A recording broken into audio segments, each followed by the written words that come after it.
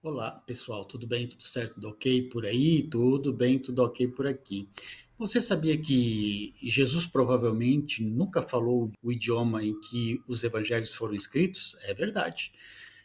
Pois é um daqueles fatos que, quando você o entende, muda para sempre a maneira como você vê o Novo Testamento. Os quatro evangelhos foram escritos em grego koiné, a língua comum do mundo mediterrâneo do primeiro século. Mas Jesus de Nazaré não era um cidadão do Mediterrâneo. Ele era um artesão judeu da Galileia, uma região rural periférica do Império Romano. Sua língua materna era o quê? O aramaico. E aqui está o detalhe mais interessante que pouquíssimas pessoas param para considerar.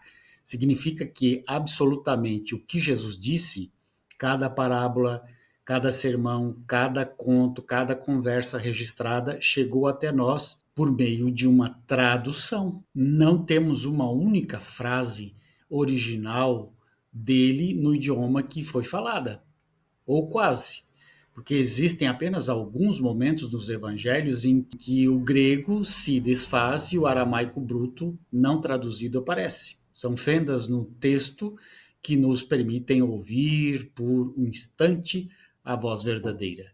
O relato mais conhecido e mais comovente é o da crucificação. Marcos capítulo 15, versículo 34, registra assim, em aramaico transliterado, diretamente para o grego.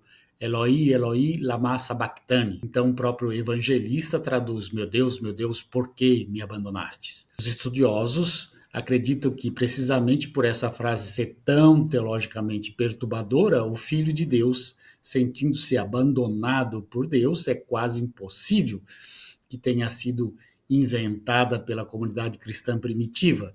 Ninguém fabrica uma citação que complique a sua própria mensagem.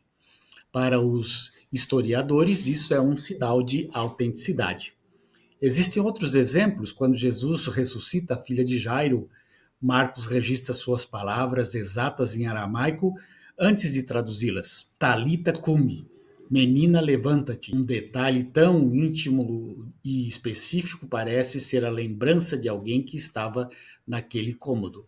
O que isso nos revela é profundo. Os evangelhos não são transcrições, são traduções de traduções, filtradas da memória pela comunidade, pela teologia. E, no entanto, estes pequenos fragmentos aramaicos que sobreviveram intactos, algo autêntico parece ter resistido ao teste do tempo, como se o texto, em seus momentos mais humanos, tivesse se recusado a ser traduzido. Portanto, nós podemos perceber que a Bíblia é uma tradução de uma tradução e é o que alguém disse que alguém disse.